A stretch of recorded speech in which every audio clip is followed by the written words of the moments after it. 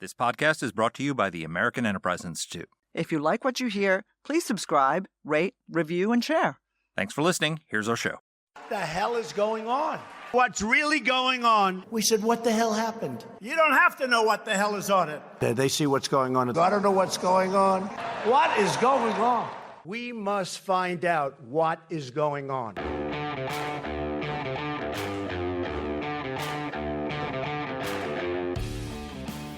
Hi, I'm Danielle Pletka. And I'm Mark Thiessen. Welcome to our podcast. What the hell is going on? Mark? What the hell is going on is we're doing our What the Hell I Should Read This Summer series. And we've got a book today and an author. You got to get this book. This is one of the coolest concepts for a book I've ever come across. It's called Dinner with King Tut, How Rogue Archaeologists Are Recreating the Sights, Sounds, Smells, and Tastes of Lost Civilizations. So everybody's familiar with traditional archaeology. We've probably seen it through the Indiana Jones movies. It's not nearly as exciting as all that. You're spending your days digging through sand and getting bitten by bugs and finding a tiny shard of pottery and getting really excited about it. And our guest today has found this group of people who are called experimental archaeologists. And what they do is they go back and take what we know about ancient civilizations and try to recreate the food they ate, the way they lived, the way they hunted, the way they sailed, the things they did, and actually experience it. And what's so cool about it is it's kind of a form of time travel where you can go back and visit an ancient civilization and experience what their lives were actually like, not through a research paper, not through a stale exhibit at the Natural History Museum, but actually sitting down and eating the actual foods they ate, sleeping in the actual kinds of beds that they slept in, making things the way they made them without the benefit of modern tools. And it's just a fascinating travelogue through time into our ancient past. I couldn't agree with you more. And it is a form of time travel. So I said I wanted to tell you my own story about this. You've mentioned a couple of times we've been in Italy, and up in northern Italy in the Dolomites in Bolzano, there's a museum that is dedicated to the 1991, I think it was, discovery of Ötzi, the Iceman. And they have, this was a guy who was discovered by two German hikers, and initially it was thought that he was a victim of a crime, and they brought him to the police, and he had an autopsy, and they then realized that while he probably was a victim of a crime, it was a crime that took place about 5,000 years ago. And the museum, he's in the museum, refrigerated, with all of his little tattoos that you can see. But that's not really the great part of it. And that's, for me, what really illuminated the fun part of Sam's book. What's really great about the Ötzi Museum is his stuff. His stuff is stupendous. He has a bow and arrow. He's carrying with him herbs, probably bread, dried meat. He's just eaten a meal, which they've analyzed. He is wearing a warm coat, and he's carrying a backpack. That's a backpack. It's a really smart backpack. And on his feet, he's up at about between 9 and 10,000 feet, and he's wearing what I can best describe as moon boots that have these huge but sort of flexible, spongy soles that protect him and insulate him. And, what Sam does that I love is he takes an even broader swath of pieces of history and gives them the Ötzi treatment, right? You understand, how did this come about? What was he doing? What happened to him? How did these people, what did they eat? What did they do during the day? How long did they live? How tall were they? And he dives into all of this. It's so much fun, and it's educational, but it fires your imagination in great ways. Well, it's funny because you and I are both foreign policy geeks. And when I was working on my book about the CIA's counterterrorism efforts and why it was better to capture terrorists alive rather than, vaporize them with drones, one of the reasons why you wanted to capture them alive was not just to interrogate them, but to get their pocket litter. because that's what the agency calls it, because the pocket litter tells you so much more than they might even tell you if you're when you're questioning them. You know, the phone numbers they have, the you know, there's any number of things. And basically what you're describing is the pocket litter of this ancient guy that we found, and they probably learned so much about his community just from doing that. And so now what Sam has done is taken that a step further, which is to now go back with people who are actually recreating those communities, recreating that way of life. Actually, they know what he ate because they had the contents of his stomach. Going back and cooking that and making it and trying it and see what it tasted like. You know, how did he, you know, he had tattoos. Sam went back and got tattooed in the ancient technique of tattooing. He has a small asterisk on his body that he did to experience it. So he's literally experiencing all these civilizations through ancient times. He, just to give you a list of where he goes, he went back 7,500 years ago to the African savannah. He went to 16th century Mexico. He went to ancient Egypt, Imperial Rome, Viking Europe, medieval China, living with people in 1000 BC in North Alaska, what their lives were like. And so this book is really a travelogue of his travels back in time to all of these incredible places. And I think it's one of the coolest concepts for a book I've ever seen. No, I agree with you entirely. And it's funny, you know, I had really gotten excited about some of the very things he writes about because there's this guy on Instagram, I suspect also on TikTok, who uses ancient Roman recipes I've and seen that. recreates them. Yes. Yeah, Yep. right. I've Of seen course that you've guy. seen that. Yeah. You and I have exactly the same We have the algorithm. same algorithm.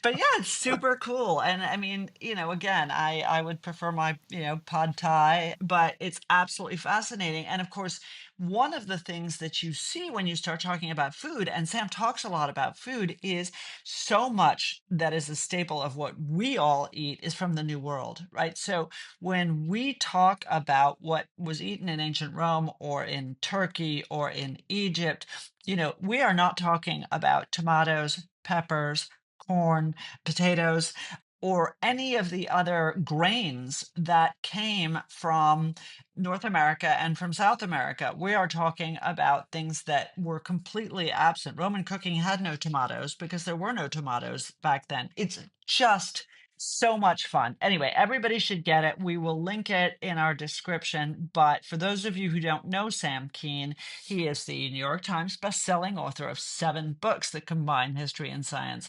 His stories have appeared in the Best American Science and in Nature Writing, The New Yorker, The Atlantic, and Slate, among other places. His book, The Disappearing Spoon and The Violinist's Thumbs, were national bestsellers.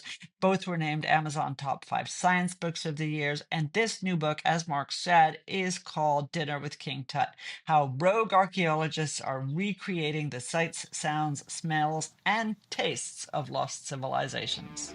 Here's our interview. Well, Sam, welcome to the podcast.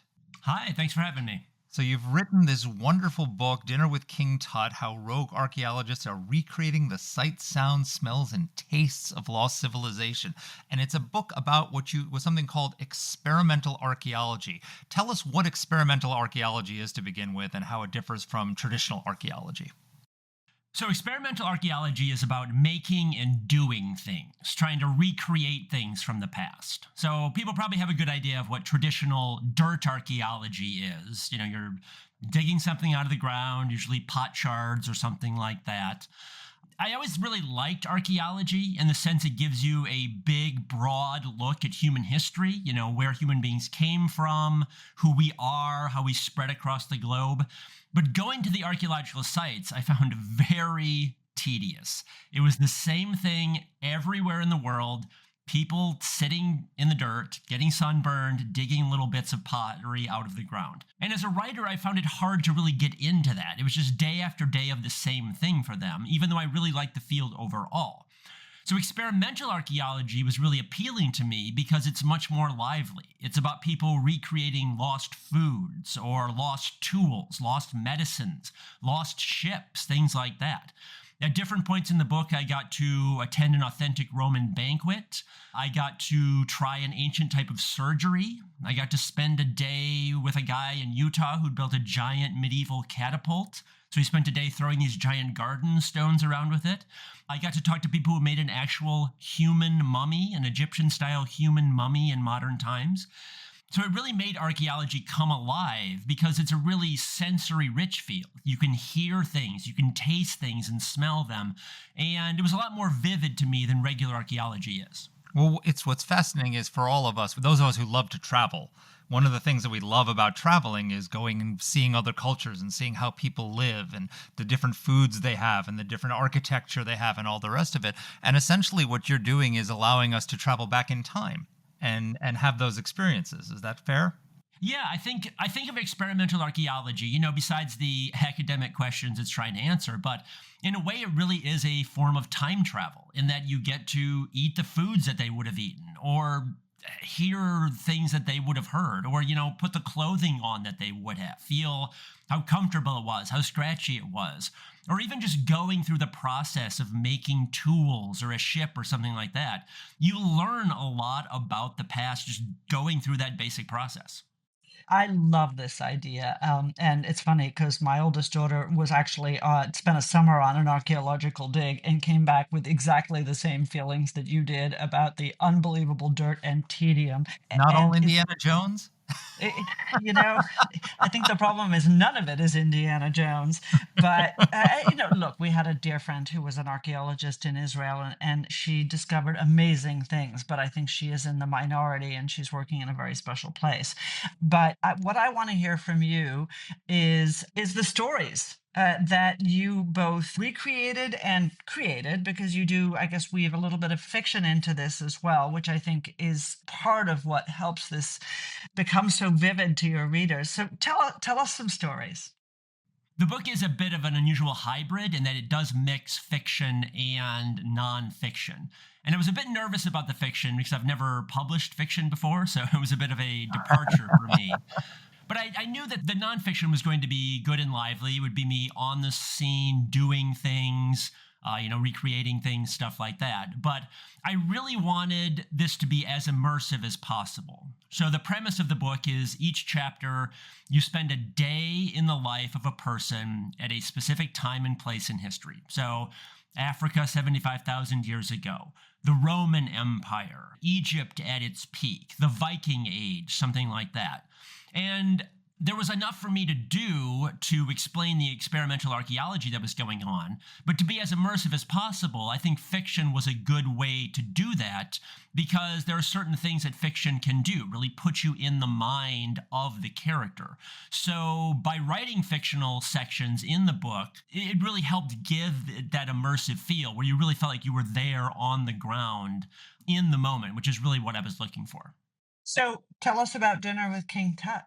Well, that comes from the Egypt chapter, obviously. And for that section, actually for that chapter overall, there were a lot of fun, lively things. One thing I didn't appreciate going in was that there's certain sort of iconic aspects of ancient Egypt that we just don't know a lot of details about. We don't have many details about how they actually made mummies, and we have almost no idea how they built the pyramids, which is a bit embarrassing for archaeology. The two things you think about with ancient Egypt are mummies and pyramids, and we really don't have a good idea about the details for either one. Maybe they just didn't bother writing it down. Maybe it was some sort of state secret where they were trying to keep it from other people, but we just don't know a lot of the details. So being able to, talk to people who made a human mummy, for instance, they learned a lot about that. Or the title story, The Dinner with King Tut, I actually got to meet someone who made an authentic loaf of Egyptian bread. And he went all out to do this story. It was a guy named Seamus Blackley. And strangely enough, he invented the Xbox gaming system in a former life of his. So he's led kind of a fun, unusual life. But after he kind of moved away from that, he decided that he wanted to make ancient bread. So he started with medieval bread and then took the next step of making Egyptian bread. And he actually made his first loaf and posted something online. It was on Twitter then. And a lot of people said, "You have no idea what we're talking about. You did a terrible job of this. This is completely unauthentic." And rather than fire back, he sort of was mature about it and said, "You know what? They are right. I didn't do a good job. Let me try to do a good job with this." So he actually flew over to Egypt with microbiology equipment, and he found some clay molds that they had used in ancient times to make bread. And he used the microbiology equipment to take swabs and to find the yeast that they would have used. Then he reconstituted that. And then he built a fire pit in his backyard so he'd have some place to cook it. He sourced heirloom grain that they would have used in Egypt. He sourced the type of wood they would have used. He had someone make him an authentic mold. And then he just spent hours and hours and hours trying to make loaves of bread to make it as authentic as possible. And I got to try this bread at his office in Los Angeles, and it was the single best loaf of bread I have ever had in my life. It was amazingly, amazingly good. I'm convinced any restaurant or bistro around the world would be proud to serve this bread. It was a sourdough bread, sort of a whole wheat sourdough with some coriander in it. And the loaf that I ate was actually 2 days old, and it had been warmed up in the company microwave, and there were no toppings on it, and it was still that good. So I was blown away by how delicious this food was, which you might not expect. I would have expected they would have had sort of bland bread, not very good, but it was really, really delicious stuff. So no preservatives or artificial colors. No, nothing. It had 4 ingredients, I think, was all in it. So I was blown away. Wow, that's amazing. So let's walk us through some of the places you go. Let's do them one by one. Talk about life 75,000 years ago on the African savannah. Yeah, for that chapter, it was a family, a small family, and there's a famine going on during this time, and they're struggling to find food. So they're doing the kind of things that they would have done at that time to prepare for a hunt. So they're making stone tools. And then they go out and they track animals by looking at the footprints that are on the ground. And then they have to actually perform the hunt. They have to go after the animal and hunt it. And so you walk through a day as this person, the main character, is going through the hunt. And I, myself, for the interludes that are nonfiction, I made some stone tools myself. I went out with people who track, and I talked to them and how to read signs of where animals are, read signs about whether they're injured, if they're running, if they're limping, if they're struggling, things like that. So it was really fun to be able to learn about these things and then to make the character and sort of see things through his eyes as he was going on a hunt. So that's kind of what it is. It jumps back and forth between the character's point of view and then what they would have actually done based on what I did in modern times. And I have to say, I was not very good at making these tools or tracking the footprints in the dirt. In fact, I was sort of embarrassed about how bad I was at it at the start, especially when you're I was with a master stone napper. And there was one point where he took I think it was a piece of chert, and he drew a little circle on top with a magic marker. And then he flipped it over, and then he drew a dotted line on the bottom. And he said, "I'm going to take this other stone, a hammer stone. I'm going to hit this piece of chert on this dot, and it's going to flake off on the bottom where this dotted line is." And I thought, okay, sure. I'm sure he'll get close to the dotted line. But he did, with one simple swing, hit the hammerstone, and it basically bisected the line he had on the bottom and folded out into this perfect tool exactly as he had predicted. So I was blown away by how good and how precise you could be. He had to disabuse me of what he called the 2001 Space Odyssey fallacy, which is the idea that when you're making stone tools, you just take 2 rocks and you smash them together and you use whatever sharp flakes might result from that. They were very, very precise, even thousands and tens of thousands of years ago, about how they made these tools. So the precision they could bring to it was very impressive. A lot of what you talk about does seem to end up at the great question that always interests me, and I suspect Mark as well, which is food. Because something, it is the one constant, right? Because you're going to eat lunch, you're going to eat dinner, and 10,000 years ago, people ate lunch and people ate dinner, and You need sustenance. So, talk a little bit about your food adventures. You said great things about bread. I'm obsessed with garum, so I'd love to hear about garum, but also don't hesitate to throw in some good, entertaining, really gross stuff that you ate. I think insects featured at some point. Yeah, so the chapter that's set in the Aztec Empire, there was a plate of insects that I did eat at a restaurant in Mexico. I was surprised at how much I liked them. I really enjoyed some of the insects. Some of They're them I could, spicy. yeah, a little weird consistency too, like getting the legs caught between your teeth was not as Oh, pleasant. But some of them were delicious. There was there was a platter of them that had like 5 or 6 little options on it, different insects. And I was saving one for last. It was these caterpillars. They were probably like an inch and a half or so long, maggot white. They had these little stumpy legs on them. And I was saving them because I thought they were going to be the worst one. I was definitely putting it off. But as soon as I bit in, I had sort of a Proustian flashback where I was like, oh, I know this taste. I know this taste. What is this? And it was a good taste.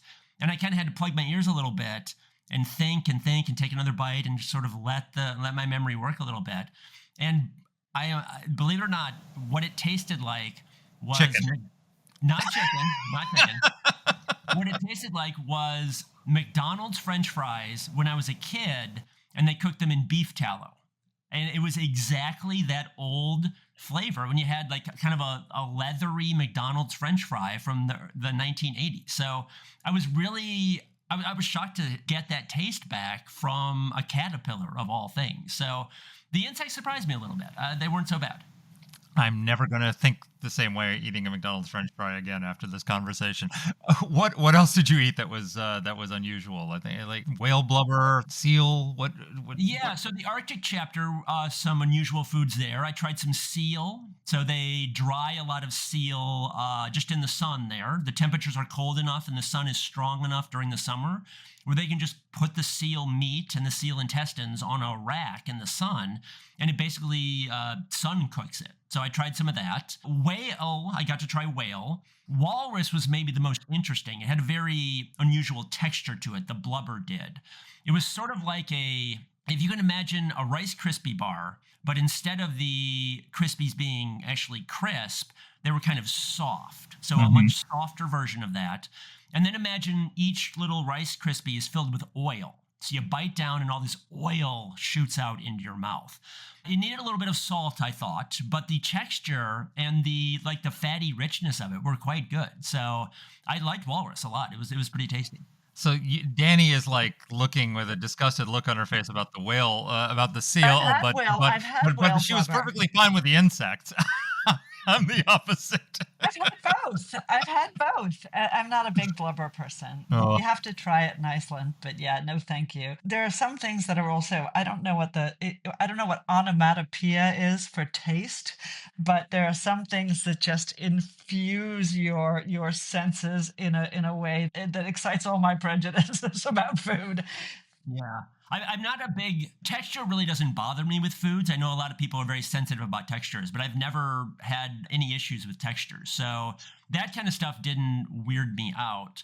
The one food I did get a little weirded out about was kuya, which is guinea pig, essentially. And I had some of that in South America. And they brought it out whole and roasted. So it had, the head on it and everything like that. So that was a little odd seeing.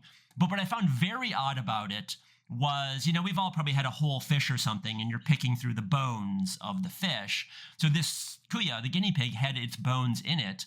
But because it was a mammal, they looked a lot like mammal bones. They looked like human bones, essentially. So imagine if you'd cut a doll open and you'd seen the bones of a doll. You got a lot of that in the guinea pig. You'd see its femur. It looked exactly like a human femur, except it was just shrunk down. So that weirded me out a little bit, seeing the bones inside it. But, the taste of it wasn't so bad. Wasn't my favorite, but I was okay with the taste of it. So part of the story, and you also sort of buttress it with a fictional tale, takes place in Neolithic Turkey. Tell us the story for our listeners who haven't read the book.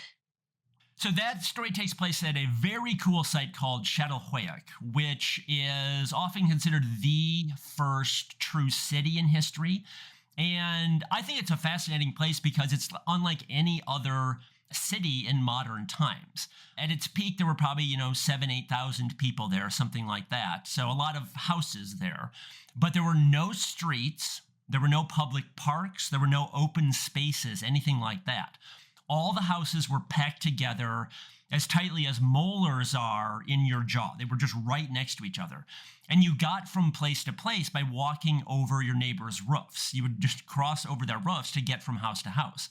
And you would actually get into your house, not through a door, because there was no room for a door. You would actually go in through a skylight. And that skylight doubled as your entrance, your light source, and your chimney. So it was just a really different way of imagining what a city could be like. And the other striking thing about it is that it seemed very, maybe even ruthlessly egalitarian, in that all the houses are essentially the same size. There's no big palaces. There's no seeming government places for, where a leader would live. Doesn't seem to be any temples, anything like that. Instead, each individual home had a little shrine in it. So it was a church. They had a kitchen in it. They had a bedroom in it. It was kind of everything all mixed together. And the other unusual aspect of Çatalhöyük was their burial practices. They did not have a separate graveyard. They actually buried their ancestors' bodies underneath their beds. So you would go to bed at night with, grandma and your great uncle and your father and mother maybe buried right underneath you in the soil. And the idea behind that, archaeologists suspect, is it was sort of a way of staking a claim to a place, in that that this is your family's place. This is your little plot of land because your ancestors are there. They are in some ways part of the soil there. So again, it's an unusual way of organizing and thinking about a city, but kind of a fascinating one too. So in this city, archaeologists find the skeleton of a woman curled around and clutching a skull, and you tell a story around that. Tell us a little bit about the story that you built around her.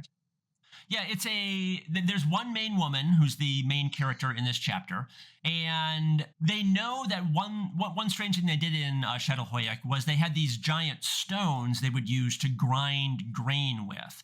And there seems to be the practice of actually breaking these stones from generation to generation because they were a source of wealth. And the idea was that you had to kind of keep everyone the same. You would destroy these valuable millstones. And the conflict in the story is between the enforcer of public morals, the one who has to break these stones, and the woman's brother, who was someone who did not like that rule, wanted to keep his valuable millstone, and ended up being killed for that. And the main character, the woman, wants to bury her brother in her home, according to custom. But people in town do not want her to do this. They're leaving the brother's body exposed as sort of a punishment to him. So there's a conflict between the main character, the woman, and the enforcer of public morals. And she has to use her wiles to sort of get around this ban on burying her brother, get his body back into her home so that she can bury it properly. So tell us about sleeping in the first beds in human history in South Africa. So that was the work of an archaeologist named Lynn Wadley. She's working in South Africa, and she found evidence for the first human beds in history.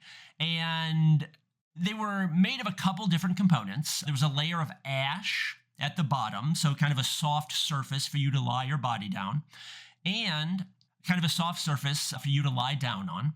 And they've had sort of a top sheet over that of aromatic leaves.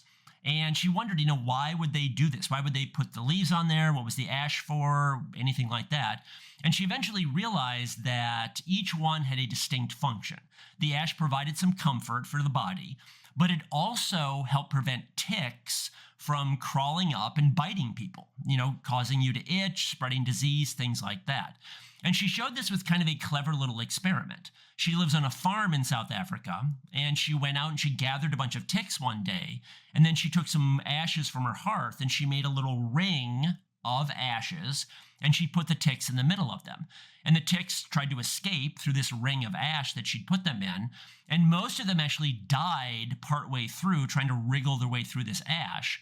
And the few that did make it out, their mouth parts were so gummed up with ash that they could not bite anymore. So it seemed to be this ash was a very effective barrier against tick bites. And then the aromatic leaves they put on top are known to be good mosquito repellents. So by arranging the beds the way they did, they probably were able to fight off most insects and prevent diseases and annoyance. And what I find kind of interesting about this story, oh, and I should add as well, she actually had two people spend a night on a bed, a recreated bed in Africa, spend some time overnight there. And they reported they were a little leery about being out by themselves at this site. You know, they could hear animals running around and things like that. So that spooked them out a little bit. But they said the beds themselves were fairly comfortable. They were nice to lie on, and they got, once they finally got over their fear, they apparently got a decent night's sleep. And what I find interesting about this story is that Lynn Wadley wrote a sort of a traditional archaeology paper about the evidence for these beds, what the layers she had found, the ash, the leaves, things like that. And then she wanted to add a bit about the experiments she had run with the ticks and with having people spend a night on them. And the editor of the paper said, we love the traditional archaeology stuff. I am not putting these experiments in there. I am cutting this from the paper. And so she had to cut that stuff out of the paper because I think there is a bit of a hostility toward experimental work within the field. Some of it is inertia, it's not the way we do things, but there is a bit of mistrust that experiments can really teach you anything. And so she sadly had to end up cutting this stuff from her paper. So it kind of highlighted the sort of the discontent and sort of the hostility that some experimental archaeologists face. So let's just talk a little bit about this hostility towards experimental archaeology. I understand that people who've gotten their PhD in archaeology don't like the idea that Sam is out there, writing fictional stories about some woman living in a hut in a Neolithic age clutching a skull, and don't want to call that, a part of their quote unquote science. I get that completely. On the other hand, you talk about, for example, an experiment about how the pyramids were built. You talk about all of these foods. You talk about making stone tools. It seems to me that the correct attitude is to test the propositions. I mean, everything is inferential in archaeology. We're not, at least in ancient times, the Romans obviously left us texts, the Egyptians left us texts, but I mean, go much further back than that, and we really have absolutely no idea. So why, experimental, think a little bit, why is there so much hostility to the idea of testing out theories about how things were done and why they were done? Yeah, I think there is some inertia in the field in that there's an idea we do things this way, we've done them this way for 100 years. And to be fair, there's been a lot of successful archaeology digs. They learned a lot about our past using these traditional methods. So yeah, I think there's some inertia in the field.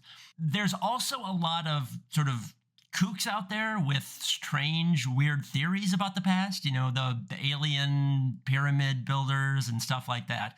Those people exist, and they are annoyingly persistent, and they are going to ram their theories down your throat. And so I think it's a lot easier sometimes and to preface this, some of the people doing experimental archaeology work are amateurs. They're just really enthusiastic about their topic. And so for a credentialed academic archaeologist, because you want to avoid the kooks out there, it's often easier to just sort of dismiss everyone who is not credentialed and to just say, well, their theories don't work, they can't possibly work, they don't know what they're talking about. It's just a good filter that they have. And probably, 99% of the time, they are talking to a kooky person. But I think they throw out some of the good stuff by automatically ruling people out who don't have the proper credentials. And there's a bit of an embarrassment factor, too, in that there have been some cases where archaeologists have been proven wrong by amateurs. And that is a little bit embarrassing for them. There's a story I talk about in the book about Roman hairstyling, where a woman who's a hairdresser in Baltimore really had no background in archaeology. She figured out how Roman matrons got those beautiful, elaborate mountains of curls that you see on busts sometimes.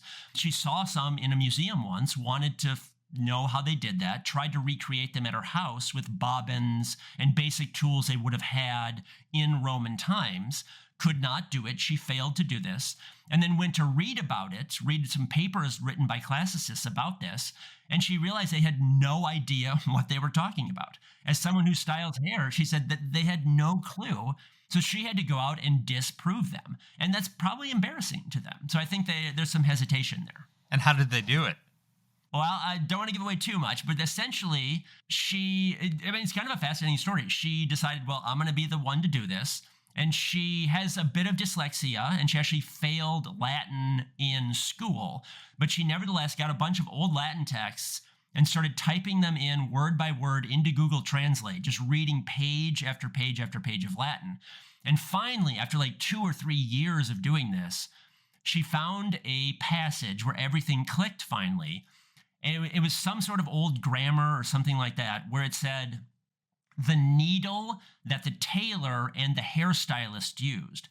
And she said, oh my God, they weren't pinning their hair into place. They were sewing it into place. They were using a needle and a thread to bind their hair up and actually sew it into place. And so I actually got to go to her home in Baltimore where she had some hairdressing dummies, and she taught me how to make Roman hair. So I got to braid it and, put it up on their head in this mountain and tie it all together and stuff. And that was another case where I was out of my element, and it did not look proper the way you see it nicely sculpted on those busts. But I learned a lot doing it, and it was just such a fun, lively, interesting story with this hairdresser who proved all of these archaeologists wrong. So tell us about brain tanning leather. What is brain tanning? Yeah, so this is actually part of the chapter we just talked about a little bit ago about Turkey and Çatalhöyük. I worked it into that chapter. Essentially, if you have a hide, initially it's nice and soft and supple, and you can use it for various things, an animal hide. But if you don't treat it with something, it's going to turn brittle and even hard in some cases. It'll look kind of like rawhide does, and that's not comfortable for clothing, obviously. So the ancients figured out, we don't know how exactly, but they figured out that one way to tan it, to treat it, was to work fat into the skin, and that keeps it supple. And a good source of fat, you kill an animal, a great source of fat right there with the body is its brain. And there's sort of a saying among tanners that every animal has exactly enough brain to tan its own hide. So it's sort of a rule of thumb in there. And I got to try this out with a deer hide and, just take brains essentially and sit there and work it in with my hands into the hide and go through the process of making authentic leather like they would have a long time ago. And I got to go through all the steps, everything from getting the hair off to actually working the brains in. And some of the steps I kind of liked, actually. Getting the hair off was a very satisfying step.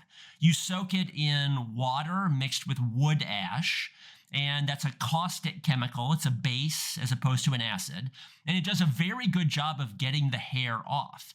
Then I took basically a sharpened wooden stick and just scraped it off, and the hair came out amazingly well. It was a very satisfying job. You'd have a nice discrete row. It was kind of like mowing your lawn where you just get a nice clean row and you come back in nice clean rows like that. It was really nice. Unfortunately, that was the first step, and the rest of the tanning process was an awful experience. It was hot. It was tedious. There was a lot of scraping off these tiny little layers of skin that I couldn't really tell the difference, but the guy I was with, the expert's like, no, we got to get more skin off there. It's another layer we got to get. Just hours and hours in the sun doing that. You're working with brains, which are kind of gross in the first place. Once the flies smelled it out, I had hordes of flies all over me, going down my shirt, biting me. It was just a disgusting, disgusting experience overall. But at the end of this, we had this amazing piece of leather. I mean, it was something you would swaddle a baby with. It was just so soft, so beautiful. It made all of the work worth it.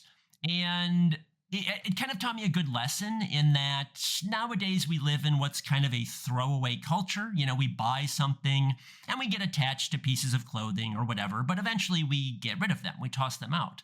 But when you've made something, when you put a lot of your own time and effort into that, it really feels like a part of you in a way, and it feels a lot more special.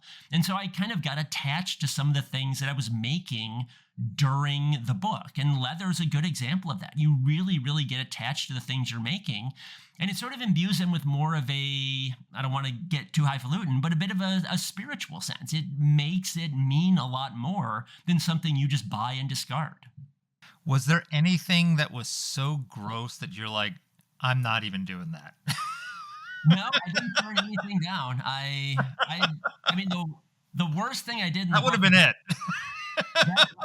There was something worse. I just mentioned this in a footnote, but I don't want to put any listeners off, but I did try to urine tan something, which is a method that people used to tan in the past. It did not go well. It was a pretty disgusting process overall. I would not do that one again, I will say that. But there was nothing that I wouldn't have tried out for the book. I'm still recovering from the brain tanning. I'm still recovering. So, not to be grandiose, but it seems to me that there are lessons that people can draw from the way you write about history and the way you try to imbue accurate archaeological history with life and imagination that tells us something. So be highfalutin for us for a moment, and tell us what people should be taking away from this, other than possibly they don't want to tan with brains or pee. I think there's a couple of things people can take away from a book like this. One is that, it sounds kind of obvious to say, but it was really hard to live in the past. I mean, even doing basic things like getting enough food for the day was a lot of work. And in a lot of cases, going through these processes, I mentioned that it's a very sensory rich field. You get a taste and smell and hear things. But a lot of what I feel like I really took away was some of the emotions, in that there were times I did something that was really hard. I wanted to quit when I was tanning that hide. I mentioned I did a form of surgery that they would have done thousands of years ago. Also very difficult. I wanted to quit when I was doing that. But I had to persevere because our ancestors persevered. We would not be here if our ancestors had not persevered. So it gave me a deeper appreciation, a more visceral appreciation of all the things that they did and the sacrifices that they did make for us. And the other thing that I really found fascinating was how clever they were in some of their solutions to problems that they faced. There were, technological limitations back then, big ones in a lot of cases. But they had some really sophisticated tools. They used some very clever chemistry in a lot of cases. They were masters of practical physics. They really had a much better and more sophisticated understanding of technology than I would have expected before. And it made me appreciate the continuity of history and really what we owe to our ancestors and what they were really able to give to us. What have we lost from ancient civilization? 'Cause it's, you look at, for example, we had on a few years ago on the podcast, former Supreme Allied Commander Europe, Jim Stavridis. He had written a book about a potential war in 2035 with China and how they took out the GPS and the Navy couldn't do celestial navigation because they don't teach that anymore, right? It seems like the more we become dependent on technology, and there's brilliant minds developing the technology, but for the mass of humanity, we just become dependent on these devices. My kids can't even imagine a world in which you don't have Google Maps, that you have to pull into a gas station and ask for directions, or get a map and map out your trip before you went. What have we lost from these times, and what is it costing us today? So navigation is actually a really good one. There's a chapter in the book about Polynesia, and there's the amazing, incredible navigation methods they used to find islands hundreds of miles away. So that chapter was sort of mind-blowing. But in a more general sense, I do think in our age, we don't appreciate the goods that we have. People have always been materialistic in the sense that human beings are tool makers. We've always been very interested in making tools, making technologies. But instead of it being sort of a throwaway item like we have nowadays, I think people back then they cared a lot more about their tools. They felt closer to them because they had made them.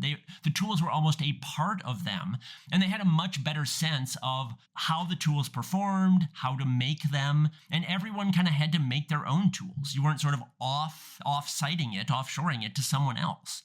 And the other thing I think that I really got out of the book was even walking around my neighborhood nowadays. There's a lot of trees, things like that in my neighborhood in DC, but they were always sort of like a vague green canopy overhead. I liked them. They were fine. They were there. They looked nice. But nowadays I see them and, there's acorns there. That's potential food. There are branches there where you could make a tool out of that. You could make a spear or a bow or something like that. Or even like the rocks on the ground. Those can be potential tools. So being able to just walk around my neighborhood even and to see those kind of things really opened my eyes to what life must have been like for people back then, where there was less of a disconnect between, their life and nature. They were just sort of part of it and felt much more like part of their environments. This is so great. I love this. For Mark and me, who spend most of the year talking about politics, I guess it's for Mark and I, who spend most of the year talking about politics. August and a deep dive into really interesting, really fun books is just such a relief from politics, but B, it's just so terrific to hear about this. I love this book, and I know our listeners will too. Thank you a ton, really, for joining us. Well, thank you for having me. Can I ask you an exit question? You may. So I started out by talking about how, this is like traveling back in time. So you've been to 16th century Mexico, ancient Egypt, imperial Rome, Viking Europe, medieval China. All of us think, when we go on a trip, where will we go back to? Right? Which of these was your favorite? Which would you go back to if you could really dive in and learn more about? What was your favorite place you visited in the past? I have thought about this. I mean, I've always been fascinated by Rome and Egypt. So those are two of the ones that come to mind. But I think it would be Polynesia. And to actually get out on one of the large ships that they had and just to take off for somewhere over the horizon. You can't see it, but you think there's an island out there and you're just gonna go find it. And especially to be back in the position they were a few thousand years ago, to get to an island that no human had ever set foot on. It is truly virgin territory. And to get there and to just be at home in paradise, I think would just be one of the most amazing feelings I can imagine, to get to a spot like that, especially because you'd gotten there through your own wiles, deducing there must be land by the clouds and the winds, watching birds, things like that. So to actually arrive at some place like that and set foot on truly untouched territory, I think would be an incredible experience, one that human beings cannot get anymore nowadays. Well, thank you for taking us on your journeys with you. This is just an incredible book, and we hope all of our listeners will buy it. All right. Thank you. Take care.